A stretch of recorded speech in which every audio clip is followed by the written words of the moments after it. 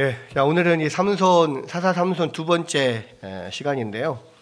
지난 시간에도 잠깐 말씀드렸던 것처럼 이 사사기는 이야기가 진행될수록 이 이스라엘 백성들의 영적 상태도 악화되어 갈 뿐만 아니라 그들의 구원자로 등장하는 사사도 그런 영적인 상태가 점점 악화되어 간다라고 말씀을 드렸습니다.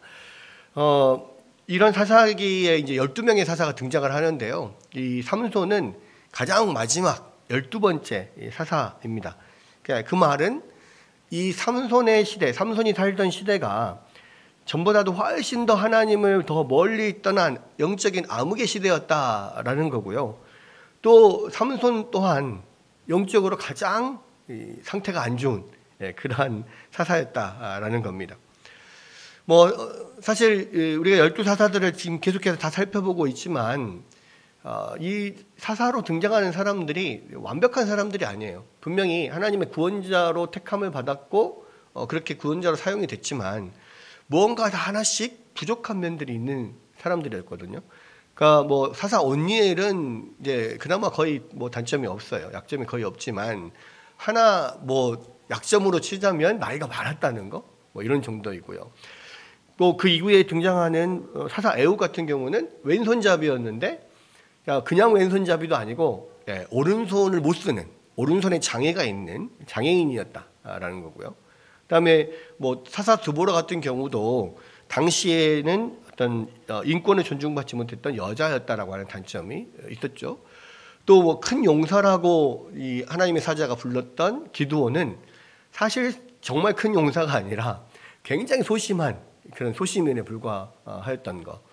이런 것들. 또 이 에욱 같은 사사 입다 같은 경우는 태어나면서부터 큰 용사였어요. 용사였지만 태어나기를 굉장히 천하게 태어났죠. 기생의 아들이었고 또 형제들에게 쫓겨나가지고 그런 외국에서 그런 비류들과 함께 어울리며 살던 사람인데 그 암몬이 쳐들어왔을 때 이 어떤 사사로 쓰임을 받은 그런 사람입니다.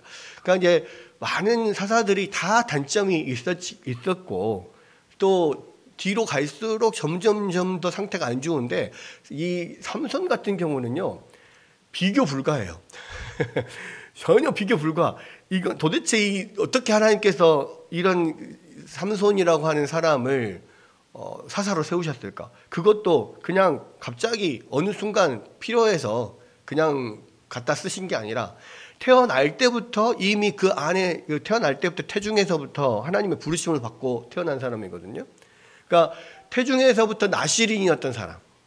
그리고 이미 태어날 때부터 하나님이 사사로 사용하시겠다라고 그 구원자로 사용하시겠다라고 그렇게 이야기를 하고 태어났던 사람이에요. 그러니까 이 출생부터 시작을 해서 그 전에 그 어떤 사사보다 이미 태어날 때부터 사사로 준비된 사람이었단 말이죠. 그런데 그런 사사가 하나도 사사 같지 않은 사사가 삼손이 그렇게 사용이 되는 겁니다. 이 13장에 그래서 출생에 관한 이야기를 쭉 하고 삼손이 이 자람에 하나님께서 하나님의 영이 그를 움직이기 시작하였다. 이제 이렇게 시작을 하잖아요. 우리는 이제 궁금해합니다. 드디어 태중에서부터 우리가 이 금수저로 태어났다, 흙수저로 태어났다 이런 이야기 하잖아요. 그러니까 사사로서 보자면 사실은 삼손은 금수저로 태어난 거예요. 태어나면서부터 이미 사사로 선택을 받았고, 그리고 이제 성년이 돼서 드디어는 여호와의 영이 삼손을 이제 사용하기 시작하는 이때가 됐단 말이에요. 그러면 우리가 이제 14장에서 기대하는 것은 삼손이 정말로 하나님의 이름을 걸고 믿음으로 일어나서 그 블레셋 사람들에 대항해서 많은 이스라엘 백성들을 거느리고 그들과 전쟁을 벌이겠구나 이렇게 생각을 할 거라는 거죠. 그런데 14장부터 딱 등장하는 것은 이 삼손의 그런 행동이 전혀 사사로서의 믿음의 행동이 아닌 거예요. 그러니까 도대체 이게 무슨 일인가 싶을 정도로 이상한 행동을 하기 시작합니다. 그게 뭐냐면 1절을 보니까 삼손이 딥나에 내려가서 거기서 블레셋 사람의 딸들 중에서 한 여자를 보고 올라와서 자기 부모에게 말하 이르되 내가 딥나에서 블레셋 사람의 딸들 중에서 한 여자를 보았사오니 이제 그를 맞이해서 내 아내를 삼게 하소서. 와, 이거는 도대체가 이 말이 안 되는 거예요. 도대체가. 아니, 이스라엘의 사사잖아요. 하나님의 대리자, 하나님을 대신하여 통치하고 또 하나님의 이름으로 적들 가운데서 이스라엘을 구원하는 구원자로서 이 등장하는 사람이 사사인데, 그 사사인 삼손이 처음 하는 게 뭐냐면 딥나에 내려가서 블레셋 여인을 보고 마음에 들어서 그 여인하고 결혼하겠다라고 부모에게 떼를 쓰는 거예요. 이게 도대체 무슨 일이냐? 어떻게 이게 이렇게 해서 어떻게 블레셋으로부터 이 이스라엘을 구원하지? 아니, 블레셋과 싸워서 이스라엘을 구원해 내야 될 사사가 블레셋 여자하고 결혼을 하겠다고? 이게 도대체 말이 되는 이야기인가? 우리 이런 생각을 하게 됩니다. 그러니까 당연히 우리가 볼 때도 말이 안 되죠. 그러니까 그 부모들이 생각했을 때는 얼마나 이게 어처구니가 없겠습니까? 그러니까 뭐라고 해요? 이 3절에 그의 부모가 그에게 이르되 내 형제들의 딸 중에나 내 백성 중에 어찌 여자가 없어서 내가 할례 받지 아니한 블레셋 사람에게 가서 아내를 맞으려 하느냐 하니 삼손이 그의 아버지에게 이르되 내가 그 여자를 좋아하오니 나를 위하여 그 여자를 데려오소서 하니라. 그러니까 당연히 우리가 객관적으로 우리가 볼 때도 이게 말이 안 되는 이야기인데 이 부모의 입장에서는 어떻겠어요? 태중에서부터 이미 하나님께서 이스라엘을 구원할 사사로 선택한 이 삼손인데 그 평생 나실인으로서 그래서 이 어렸을 때부터 구별하여 키운 삼손인데 어떻게 키운 삼손인데 세상에 블레셋으로부터 이스라엘을 구원해야 될 사람이 블레셋 여자를 아내로 맞이하겠다고? 무슨 정략 결혼입니까? 뭐 블레셋과 화친을 청하는 거예요? 이게 말이 안 되는 거 아닙니까? 그러니까 황당한 거죠. 그리고 지금 그냥 일반 이스라엘 백성들도 하나님께서 분명히 말씀한 게 뭡니까? 다른 이민족들하고 결혼하지 말아라. 왜냐하면 가나안 땅에 있는 다른 이민족들하고 결혼을 하게 되면 분명히 그들이 너희를 꿰어서 하나님을 떠나서 다른 신을 섬기게 할 거니까 결혼하지 마라 그랬거든요. 그러니까 그냥 믿음이 그냥 떨어지는 그냥 일반 백성들조차도 그것을 허락할 수 없을 텐데 사사로 지금 세움받은 삼손이 블레셋 여자하고 결혼을 하겠다니 이게 말이 되는 거냐고요. 그러니까 부모의 입장에서는 속이 썩죠. 그러니까 여기는 이 성경이니까 그래도 점잖게 아니 이스라엘에는 여자가 없어서 블레셋 여자하고 결혼하려고 하느냐 그러지 마라 얘야 이런 식이 나왔지만 우리 식으로 표현을 하자면 야 그게 뭔 개뿔 뜯는 소리냐 야 도대체 이 세고 센 게 여기 이스라엘도 그 많은 여자들이 있는데 야 블레셋 여자하고 결혼한다고 이놈아 네가 정신이 있냐 없냐 막 이렇게 했을 거란 말이에요. 근데 거기에 대해서 삼손이 뭐라고 그래요? 아니요 나는 그 여자가 마음에 들어요. 내 눈에 보기 좋아요. 그 여자하고 꼭 결혼할 거예요. 고집을 피우는 거예요. 그냥 일반 백성도 아니고 사사인데 뭐 우스갯소리 중에 그런 우스갯소리가 있죠. 뭐 이 아침에 엄마가 아들을 깨웁니다. 얘야 주일이다 빨리 일어나서 교회 가야지. 그러니까 싫어 너무 피곤해 안 갈 거야. 아니야 빨리 가라 지금 일어나서 준비해서 가라. 나 정말 나 거기 장로님들도 마음에 안 들고 권사님들도 마음에 안 들고 뭐 야 싫어 나 안 갈 거야. 막 그렇게 막 때려 쓰잖아요. 아니야 그래도 가라. 아니야 교회는 사랑이 없어 내가 그거 가기 싫어. 나중에 하다 안 되니까 엄마가 화를 내면서 이야기를 하잖아요. 야 그래도 네가 그 교회 담임 목사인데 가야지. 뭐 그렇게 하는 우스갯소리가 있잖아요. 그러니까 그거 똑같은 거예요.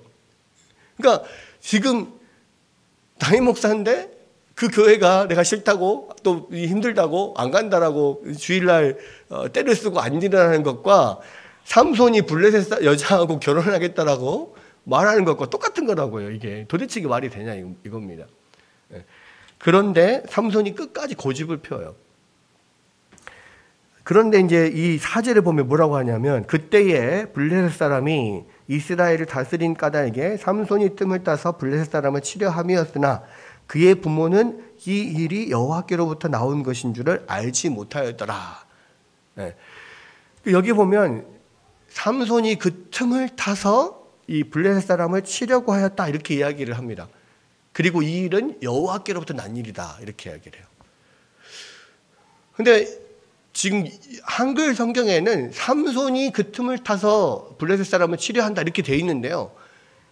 이 영어 성경이나 원문에는 삼손이 그 틈을 타는 게 아니라 하나님께서 틈을 타서 블레셋 사람을 치려고 하셨다 이렇게 기록이 되어 있습니다. 그러니까 많은 학자들도 그래서 이 부분은 삼손이 틈을 탄 게 아니라 하나님이 틈을 타서 블레셋을 치려고 하셨다라고 한 것이 맞다라고 그렇게 이야기를 해요. 근데 이제 이 뒤에도 지금 진행되는 상황들을 보면은요, 삼손은 마치 여기 우리가 이 한글의 개역 성경으로 읽어보면 삼손이 그런 큰 뜻을 큰 그림을 가지고 일부러 블레셋 사람을 치려고 일부러 블레셋 아내를 얻었나 보구나 이렇게 생각을 하는데, 만약에 그렇다면 그 뒤에는 그런 블레셋 여자들을 쫓아다니지 않을 거예요. 왜? 이것이 그런 계획에 의해서 어떤 그 생각, 어떤 계략을 꾸며서 계획적으로 그렇게 블레셋 여자랑 결혼을 하려고 했다면 그 다음부터는 뭐 블레셋 사람을 쫓아다니지 않아야 되죠. 그런데 삼손은 그 이후로도 계속해서 블레셋 사람들 여자들을 쫓아다니고 또 블레셋 기생을 만나고 또 마지막에는 블레셋 여자 들릴라에 빠져가지고 결국은 들릴라에 속아서 넘어가가지고 눈도 뽑히고 모든 힘을 잃고 그런 상황에 빠진다는 말입니다. 그 이야기는 뭐냐면 삼손이 계획적으로 일부러 블레셋을 칠 빌미를 만들기 위해서 일부러 그런 거짓 결혼을 하였다. 그게 아니라는 거죠. 이후로도 계속해서 삼손은요, 계속 자기가 원하는 대로 해요. 재밌는 건 뭐냐면 이 삼손이 지금 이 딥나에서 블레셋 여인하고 결혼한다라고 했을 때 계속 등장하는 단어가 뭐냐면 내가 보니 내가 그 여자를 보았고 내가 그 여자와 결혼하는 것이 내가 그 여자를 좋아하오니 계속 그렇게 이야기를 해요. 근데 그 단어가 어떤 단어하고 똑같이 써 있냐면요, 이 사사기의 마지막에 보면 이 사사기의 주제와 같은 구절이 나와요. 그때에 이스라엘 백성들에게 왕이 없었으므로 그들의 소견에 옳은 대로 행하였더라 이렇게 나와요. 근데 삼손의 이 이야기, 이 삼손이 하는 말이 그 단어하고 똑같은 단어를 쓰는 거예요. 내 눈에 옳으니, 내 눈에 보기 좋으니 이렇게 이야기를 하는 거예요. 그래서 뭡니까? 지금 이 삼손의 영적인 상태와 그 삼손의 시대의 그 이스라엘 백성들의 영적인 상태가 똑같다는 거예요. 자기 눈에 보기에 좋은 대로 행하는 거예요. 삼손은 그래서 사사이기 때문에 뭔가 이스라엘 백성들을 믿음으로 이끌어가는 이런 사사가 아니고요. 그냥 그때 당시에 이스라엘 백성들하고 똑같이 자기 눈에 보기에 좋게 자기 소견에 옳은 대로 그냥 그렇게 자기의 욕망대로 살았던 사람이라는 거예요. 그러니까 그 전에 삼손 이전의 사람들은 사사들이 뭐 입다 같은 경우도 하나님에 대한 지식도 짧고 어떤 사사로서 이스라엘 백성들을 영적으로 이끌 만한 자질이 분명히 부족한 것은 사실이지만, 그럼에도 그 부족한 자질을 가지고 어쨌든 하나님 앞에서 자기가 아는 바에 따라서 최선을 다해서 열심히 이스라엘을 구원하는 사사의 역할들을 열심히 감당한 사람이란 말이에요. 적어도 삼손 전까지는 그래요. 근데 이 마지막 사사인 삼손은 그런 생각이 전혀 없어요. 하나님의 뜻에 따라서 내가 뭔가를 하겠다. 뭐 하나님의 뜻에 따라서 내가 이스라엘을 블레셋으로부터 구원하겠다. 이런 생각이 전혀 없어요. 그냥 자기의 욕심대로, 눈에 보이는 대로, 욕망대로만 행하는 거예요. 그런데 하나님께서 그러한 삼손의 욕망을 사용하시고 삼손의 죄를 사용하셔서라도 하나님의 뜻을 이루시는 거죠.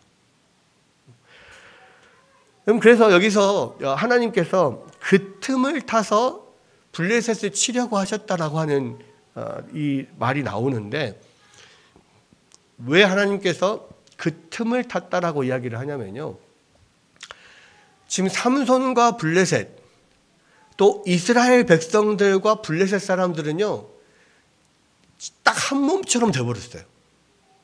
뗄래야 뗄 수 없는 그냥 이스라엘 백성들이 블레셋에 이미 다 동화되어 버린 상태란 말이에요.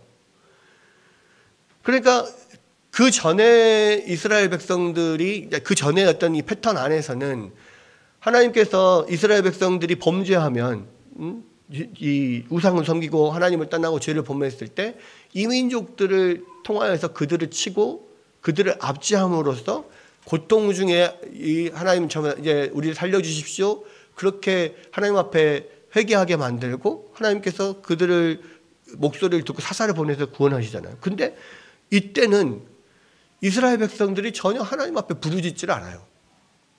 그러면서 도리어 말하는 게 뭡니까?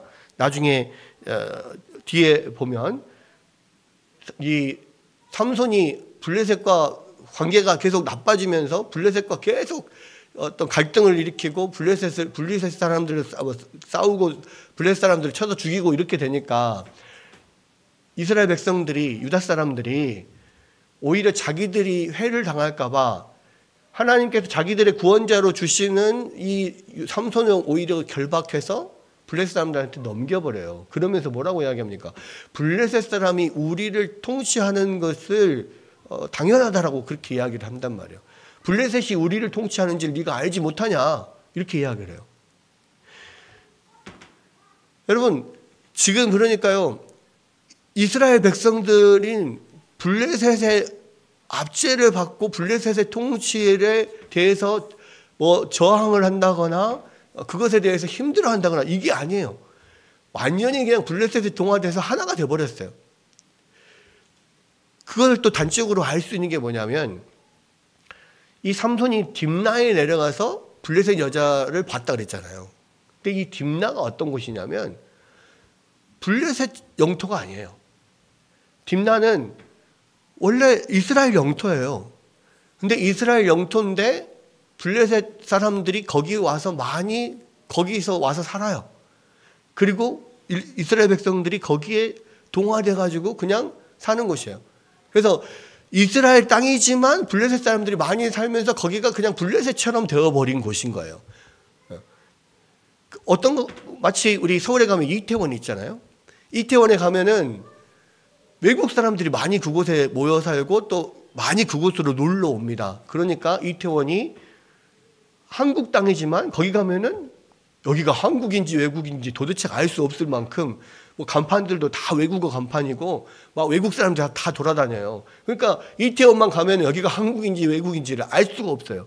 그리고 그 외국의 모든 문화들이 다 그쪽으로 몰리고 또 뭐 안 좋은 문화들이 거기서부터 또 퍼져나가고 뭐 그렇습니다. 저번에 이태원 사태 있었잖아요. 할로윈 데이 때 뭐 거기서 엄청나게 많은 사람들이 몰려가지고 넘어지면서 엄청 많은 사람들이 압사당하고 막 이랬잖아요.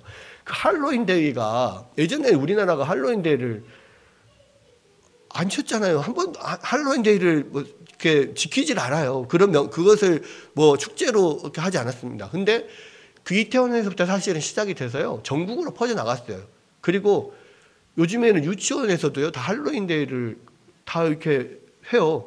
그래가지고 막 이렇게 그런 뭐 귀신 분장 같은 거 하고 뭐 막 사탕 막 이렇게 나누고. 도대체 왜 언제부터 우리나라에 할로윈 데이가 들어와가지고 이랬을까? 이해가 참 안 갔거든요. 근데 이태원에서부터 시작이 된 거예요. 마찬가지입니다. 그러니까 어떤 문화가 이태원을 통하여서 우리나라에 외국의 문화가 들어서 퍼지듯이 이스라엘 딥나로 블레셋의 사람들이 들어오고 블레셋 문화가 들어와서 이스라엘을 어떤 문화와 어떤 종교를 잠식해 버린 거예요, 완전히. 그리고 이제는 그것을 이스라엘 백성들이 좋아해요. 그러니까 왜 그러냐라고 했을 때, 이때 당시에 블레셋 사람들은 원래 가나안 땅에 살던 민족이 아닙니다.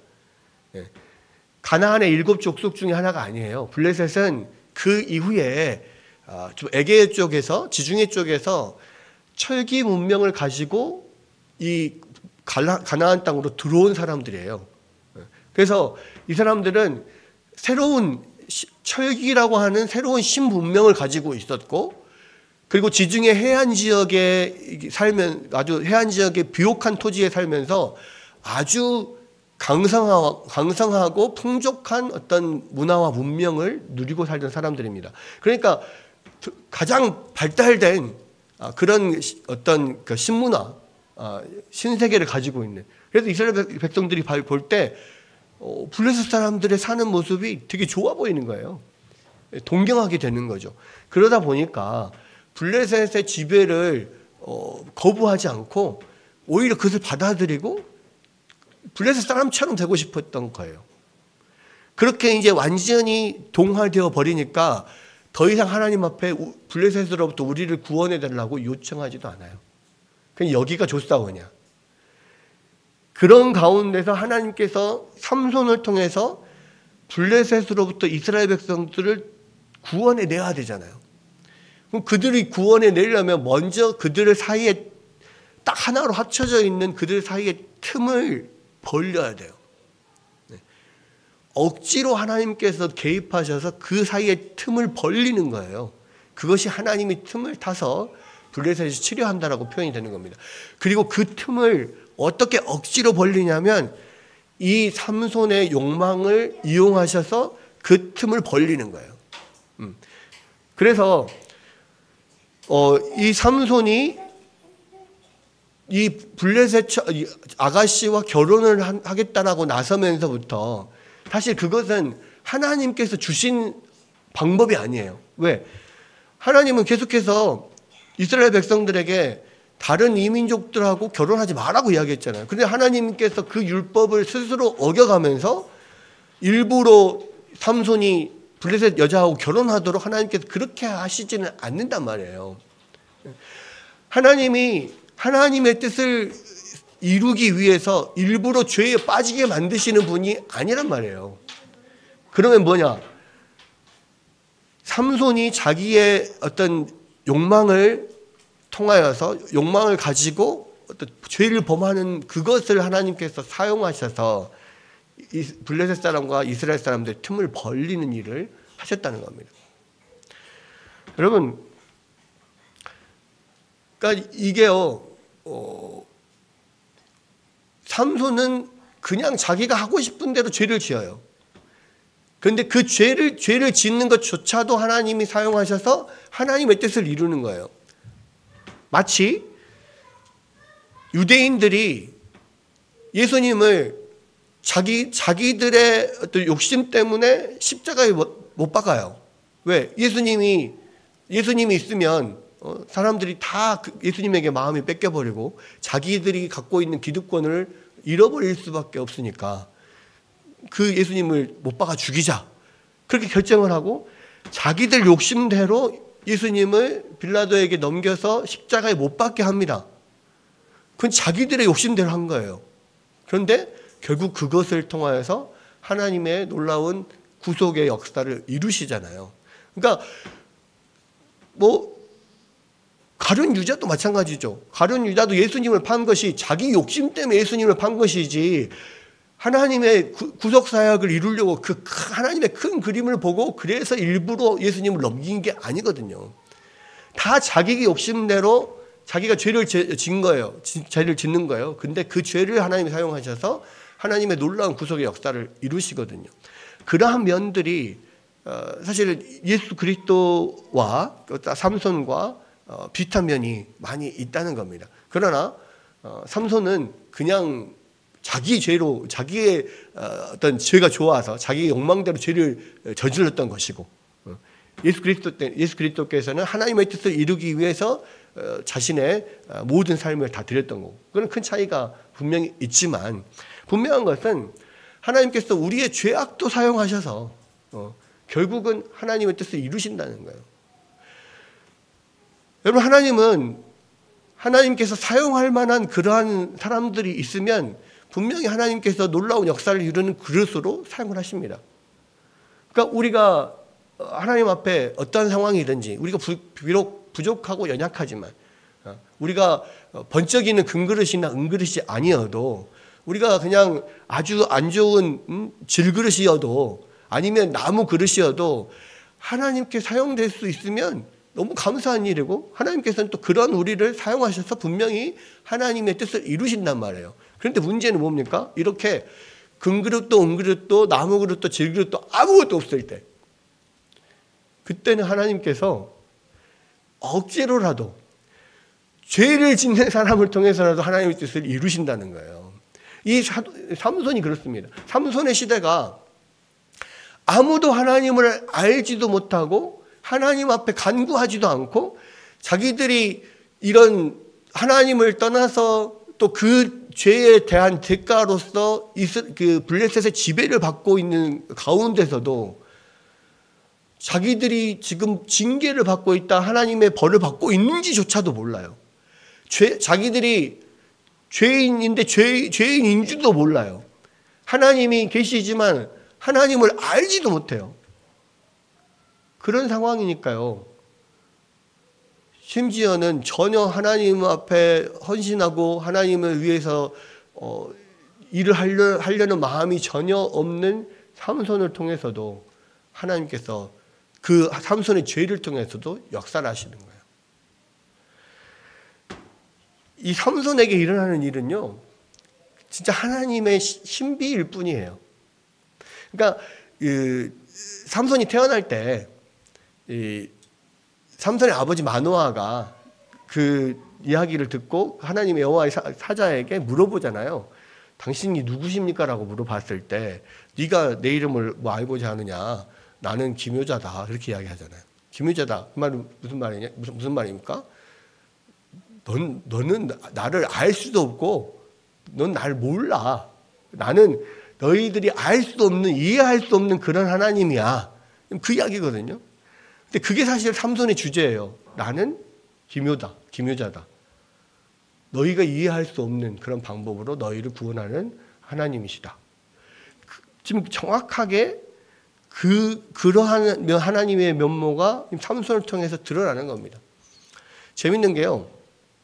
이게 딥나에 있는 그 여인을 눈에 보고 좋아하고 그래서 결혼하겠다고 억지를 부려가지고 결국은 자식을 이기는 부모가 없다고 이 삼손의 부모들이 그 삼손의 어떤 때에 그냥 그러니까 억지에 넘어갔어요. 그래서 그냥 어쩔 수 없이 그 딥나의 블레셋 여자와 이 삼손을 결혼시키려고 이제 딥나로 여자를 보러 내려갑니다. 삼손이 그 부모와 함께 내려가죠. 그런데요, 내려가다가 거기서 삼손이 뭘 만납니까? 딥나의 포도원에서 사자를 만나요. 사자를 만났을 때 이 여호와의 영이 그때 갑자기 삼손에게 임합니다. 그래서 삼손이 놀라운 힘을 발휘하면서 맨손으로 사자를 찢어 죽여요. 근데 그것을 부모에게 말하지 않아요. 사실 이게 되게 신기한 일이거든요. 여러분, 사자가 포도원에 나타나는 게 말이 됩니까? 사자는 어디 있습니까? 아프리카 밀림 뭐 이런 데 사파리 뭐 초원 이런 데 있잖아요. 그런데 갑자기 포도원에 사자가 나타났어요. 이게 말이 안 되는 이야기거든요. 그러니까 그런 사자를 만났어요. 포도원에 사자를 만난다. 이거 사실 말이 안 되는 일이에요. 근데 하나님의 영이, 성령이 임해서, 여호와의 영이 임해서 그 사자를 몽둥이나 칼창이 아니라 맨손으로 그냥 찢어 죽여요. 아니, 사자의 그 무시무시한 발톱과 이빨과 그 엄청나게 그 어떤 힘센 그거를 사람이 찢어 죽인다는 게 이게 말이 됩니까? 그냥 때려서 죽여도 이거는 엄청난 건데 때려 죽인 게 아니라 찢어 죽인다는 거예요. 그럼 사람이 힘이 얼마나 세야 사자를 찢어 죽입니까? 말이 안 되잖아요. 그러니까 포도원에서 사자를 만나는 것도 말이 안 돼. 삼손이 그 사자를 찢어 죽이는 것도 말이 안 돼. 그러니까 그런 일이 있었으면 당연히 부모님한테 가서 이야기를 하겠죠. 아, 내가 내려오다가 뭔 일이 있었는지 알아요? 와, 무슨 포도원에서 사자가 나타났네? 근데 우와, 내가 사자를 찢어주겠다니까요. 이렇게 뭐 이야기를 할 법하잖아요. 근데 이건 도대체 말이 안 되는 일이니까 말을 안 해요. 재밌는 거는 그때 여호와의 영이 그 삼손에게 임했단 말이에요. 그리고 그 나중에 이제 다시 거기 가서 이제 딥나의 그 블레셋 여인과 만나서 이야기를 하고 그 다음에 이제 집에 돌아가서 다시 이제 결혼을 정식으로 하려고 내려갈 때 그 사자를 찢어 죽인 그곳에 가보니까 그 사자의 시체 안에 벌이 막 들어있는 거예요. 벌이 집을 짓고 사자 시체 안에 꿀을 이렇게 만들어 놓은 거예요. 근데 여러분, 이게 말이 됩니까? 아니, 벌이 어떤 벌통에 있는 것도 아니고, 뭐 예를 들어서 뭐 바위꿀 뭐 이런 거 있잖아요. 석청. 어디 바위 밑에 있는 것도 아니고, 또 뭐 나무 같은 데도 안에 벌이 이렇게 집을 만들어 놓기도 하거든요. 근데 여러분, 죽은 사자의 시체 안에 벌이 집을 짓고 거기에 산다는 건 말도 안 되는 이야기거든요. 근데 그런 말도 안 되는 일이 일어났어요. 그러니까 이 삼손도 신기하니까 그 그 사자 시체 안에 들어있는 꿀을 먹고 그걸 또 가져가서 부모에게 줘요. 한번 드셔보라고. 근데 그걸 어디서 갖고 왔단 말을 안 해요. 엄청 신기한 일이, 말도 안 되는 일이 지금 벌어진 거거든요. 그러니까 이 삼손이 그 이제 결혼을 할 때 결혼 잔치를 일주일 동안 결혼 잔치를 하잖아요. 근데 일주일 동안 결혼 잔치를 하면서 그 삼손의 또래들 블레셋 청년들을 붙여줘서 같이 놀게 합니다. 거기 블레셋 사람들이. 그게 이제 하나의 블레셋의 풍습이었던 것 같아요. 그러니까 그 사람들하고 같이 일주일 동안 잔치를 하면서 하도 이게 자기가 겪은 일이 말도 안 되는 신기한 일이잖아요. 그러니까 그거를 수수께끼로 내요. 그래서 야, 너희가 만약에 내가 낸 수수께끼를 맞추면 내가 너희에게 배옷 30벌 또 겉옷 30벌을, 속옷 30벌, 겉옷 30벌을 주겠다. 만약에 너희가 못 맞히면 너희들이 내놔라, 나한테. 이렇게 자신 있게 수수께끼를 낼 수 있었던 이유가 뭡니까? 아무도 못 맞힐 걸 아니까. 이게 말이 안 되는 일이거든. 말이 안 되는 일이죠. 어떻게 사자의 시체 안에서 벌집이 있고 벌꿀이 있냐고요. 그러니까 이제 그래서 문제를 냅니다. 문제를 뭐라고 이야기합니까? 그죠? 네. 수수께끼를 내면서 이렇게 이야기를 하죠. 먹는 자에게서 먹는 것이 나오고 강한 자에게서 단 것이 나왔다. 네. 먹는 자에게서 먹는 것이 나오고, 그렇죠. 사자가 먹는 자잖아요. 먹는 자에게서 먹는 꿀이 나왔고 강한 자, 사자에게서 단 것이 나왔다. 이제 이것이 뭔 말이니? 사자의 시체에서 어떻게 벌꿀이 나와요? 말이 안 되는 일이거든요. 근데 이제 이거를 문제로 내놓으니까 아무리 생각해봐도 이게 맞출 수가 없거든. 한 번도 경험해보지 못한 일이잖아요. 이게 말도 안 되는 일인데. 그러니까 이제 알 수가 없으니까 이 삼손의 아내를 그 블레셋 청년들이 달달달달 볶습니다. 그러면서 우리를 초청해가지고 지금 삼손한테 붙여준 거는 너 삼손을 통해가지고 우리를 지금 벗겨 먹으려고 그런 거지. 우리를 속여가지고 우리 재산 다 지금 뺏으려고 그런 거 아니야. 네가 삼손을 깨워가지고 이렇게 이 답을 말하지 않으면 내가 너희 집을 싹 다 불태우겠다.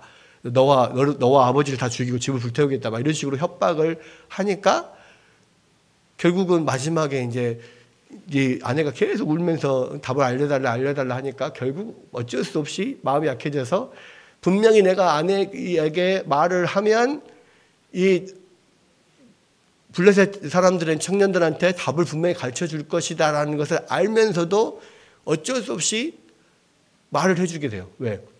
일주일 동안 바가지를 긁히니까 들들들 볶으니까 도저히 도저히 못 살겠다, 안 되겠다, 내가 지더라도 가르쳐줘야겠다 해서 이제 알려줄 수밖에 없었고, 그렇게 해서 이제 이 블레셋 사람들이 막 놀리면서 야, 내가 우리 다 알지, 다 알아, 우리 다, 그러면서 이제 그게 사자에게서 꿀이 나온 거잖아, 막 이렇게 이야기를 하니까 이 삼손이 화가 나가지고 내 암송아지로 바꿔지 않았으면 너희가 답을 몰랐을 거다. 즉 내 아내를 협박해서 너희들이 답을 얻어내지 않았다면 몰랐을 거다라고 이야기를 합니다. 그러는 순간, 그러니까 너무 이제 화가 나잖아요. 화가 나는 그런 순간에 성령이 또 여호와의 영이 이 삼손에게 임해요. 그래가지고 삼손이 아스글론이라고 하는 블레셋의 주요 대도시 중에 하나인데 거기에 가서 블레셋 사람들을 죽이고 옷을 다 30벌을 뺏어가지고 가지고 와서 그 청년들한테 나눠주고 화가 나가지고 집으로 돌아갑니다. 근데요, 여호와의 영이 2번 임해요. 사자를 찢어 죽일 때 1번 임하죠. 그 다음에 이 아스글론에 가서 블레셋 사람들을 죽이고 옷을 빼앗을 때 2번 임해요. 하나님께서 지금 이 삼손의 2가지 약점 또는 2가지 죄성을 사용하시는 거예요. 첫 번째는 이 삼손이 블레셋 여자를 보고 내가 그 여자하고 결혼하겠다라고 하는 눈에 보이는 대로 욕망대로 행하는 그 삼손의 죄성을 하나님께서 사용을 하시고요. 또 하나는 삼손의 그런 급한 성격, 분노, 이걸 사용을 하세요. 그래서 삼손이 분노하게 만드시고 그것을 통해서 블레셋 사람들을 죽임으로써 그 다음부터는 점점 이 삼손과 블레셋 사람들의 골이 점점 깊어져요. 지금은 이제 30명을 죽였잖아요. 근데 이제 그 뒤로 15장에 넘어가면 자기 원래 결혼하려고 했던 그 여자를 딴 사람한테 줘버리고 뭐 그러면서 또 화가 나가지고 또 막 이 블레셋 사람 또 치고 뭐 이 밭에 가가지고 막 밭 다 불태우고 또 거기서 또 이제 이거 화근은 이 여자다 해가지고 블레셋 사람들이 이 여자와 아버지의 집을 또 다 불태우거든요. 그러니까 오냐 이제 잘됐다 하고 그냥 또 화가 나가지고 가서 블레셋 사람들을 뭐 1000명씩 뭐 몇천 명을 이렇게 죽이고 뭐 이렇게 발단은 삼손이 블레셋 여자 한 사람을 눈에 들어서 그 여자하고 결혼하려고 하는 것에서부터 시작을 했는데 그것에서부터 점점점 이 삼손과 블레셋 사람 사이가 벌어지면서 결국은 블레셋을 이 삼손이 대적하게 되는 그리고 이스라엘 전체가 이제 블레셋과 대적하게 되는 그런 어떤 일을 하나님께서 시작을 하신 거죠.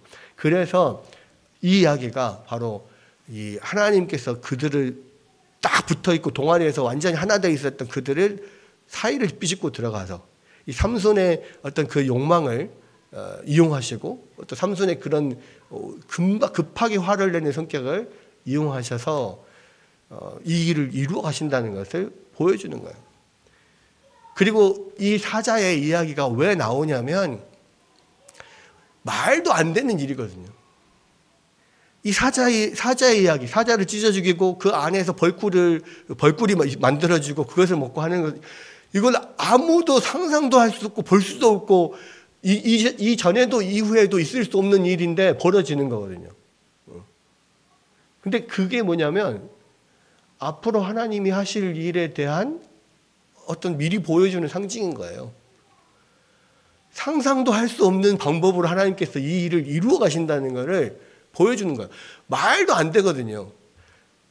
삼손이 사사로서 그렇게 행하는 것도 말도 안 되는 거고 이 삼손이 그렇게 해서 많은 블레셋 사람들을 죽이고 이스라엘을 구원하게 될 것도 사실 말도 안 되는 이야기예요. 그런데 삼손에게 그러한 사사로서의 정체성도 없고 자각도 없고 하나님을 위해서 일을 하려고 하는 사명감도 없고 아무것도 없어요. 근데 그런 삼손을 통해서 하나님께서 이 일을 이루어 가시는 말도 안 되는 일을 하나님이 이루신다는 것을 이 사자를 통해서 보여주는 거예요. 여러분 이게요 하나님이 이 시대에도 하고 계시는 거예요. 이 시대에 아무리 하나님을 떠나고 하나님의 백성들이 하나님을 배반하고 세상과 타협하고 세상과 동일화되어 있다 할지라도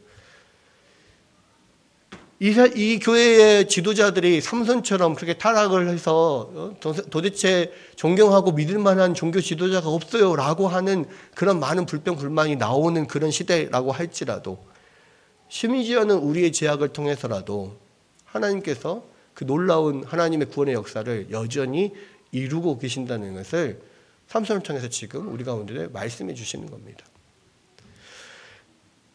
여러분, 그래서 이 삼손의 주제가는요, 제가 계속 찬양하면서 가장 좋은 길로 우리를 인도하시는, 가장 좋은 것을 주시는 하나님, 이 찬양을 계속 하는 이유가 뭐냐면, 우리는 알 수가 없어요. 하나님께서 우리를 구원하시는 방법을 우리는 알 수도 없고요. 하나님께서 역사하시는 그것을 우리는 할 수 없다라고 생각해요. 그런데 하나님은 그것이 가장 좋은 길이라고 하시고, 그렇게 우리가 알 수도 없고 할 수도 없는 것을 하나님께서 이루어 가신다는 거예요. 그게 제가 볼 때는 그게 삼손의 주제가예요. 그리고 지금 현재 하나님께서 우리 가운데서 하시는 일이에요. 여러분, 이 세상에는요, 우리 생각대로 안 되는 게 너무 많습니다. 말도 안 되는 일들이 일어나는 것 같아요. 도대체 왜 이런 일이 나에게 일어납니까? 하나님 앞에 그렇게 아무리 물어도 답이 없어요. 답이 안 나와요. 그런데 보면 내가 알 수 없고 이해할 수 없는 그 일들이 결국은 하나님께서 선하게 당신의 일을 이루어 가시는 그런 과정에서 사용되더라는 거예요. 지금은 우리는 알 수가 없습니다. 세월이 지나고 보면 그래서 하나님이 이렇게 행하셨구나라는 것들을 보게 돼요. 여러분,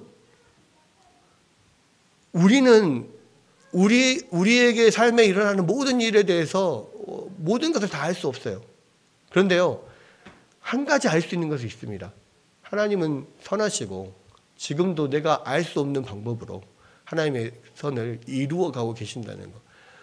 적어도 내가 다 이해는 못해도 우리가 그 하나님을 붙들면, 하나님을 붙잡고 있으면 하나님께서 어떠한 것들을 사용하시든, 심지어 나의 잘못과 실수와 나의 죄마저도 하나님께서 사용하셔서 하나님의 놀라운 일을 이루어 가신다는 거예요. 우리 삼손을 통해서 우리는 다시 한번 그런 믿음을 붙잡아야 됩니다. 우리 삶에서 우리에게 가장 좋은 것으로 인도하시는 주님, 우리가 아무것도 할 수 없지만 그러나 주님께서 이 일을 이루어 가신다고 하는 것을 우리가 온전히 믿고, 삼손에게 역사하시고 삼손의 시대에 역사하셨던 그 하나님이 지금 이 시대에도 우리와 함께 하시고 역사하신다는 것을 믿고 의지하며 오늘도 또 믿음으로 또 하루 한 걸음 한 걸음 나아가는 여러분들 되시기를 주의 이름으로 축원합니다.